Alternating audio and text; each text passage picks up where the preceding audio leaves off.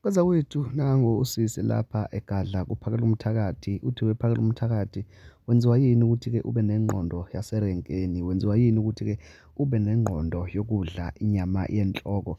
Uthi-ke usho ukuthini uma uthi-ke thina amantombazane esazalela abokufika kumele ukuthi-ke sihambe nabo nathi siyohlala kulawo mazwe? Usisi-ke lona ucasulwe inkulumo kaphakela umthakathi ethi-ke uma ngabe-ke uyintombi uthandana-ke nowokufika noma-ke uzalela owokufika, kumele ukuthi-ke uke uhambe uyovakasha-ke emzini lapho-ke uganele khona. Uthi-ke uphakela umthakathi akazezwe yena kumuntu omnyama wase-South Africa ukuthi-ke indoda iyasuka izohlala ekhweni kube yiyona eyogana. Uthi-ke yena ngokwazi kwakhe uma ngabe-ke intombi ithandana nomuntu noma iganene nomunye, kumele ukuthi-ke intombi ihambe iye lapho khona isoka layo livela khona. Kanti-ke uzokhumbula ukuthi-ke nokaNdaba iSilo uMisuzulu kaZwelithini naye wakwaphawula ngalokhu eveza ukuthi-ke cha, akuhambe usibare kusale umshana. Ake sibuke le video sizwe-ke udadewethu eveza-ke ukukhathazeka kwakhe ngalokhu.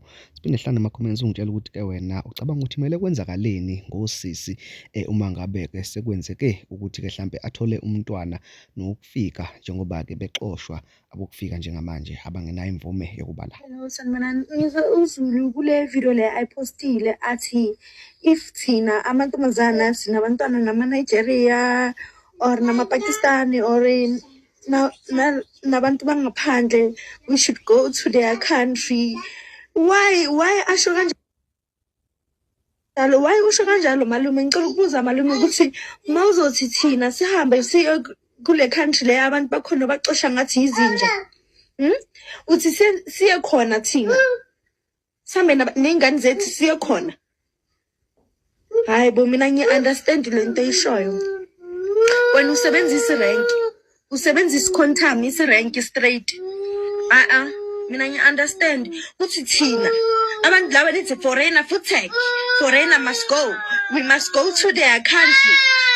We must go there. What do you mean? They are here because of in their country there is no peace.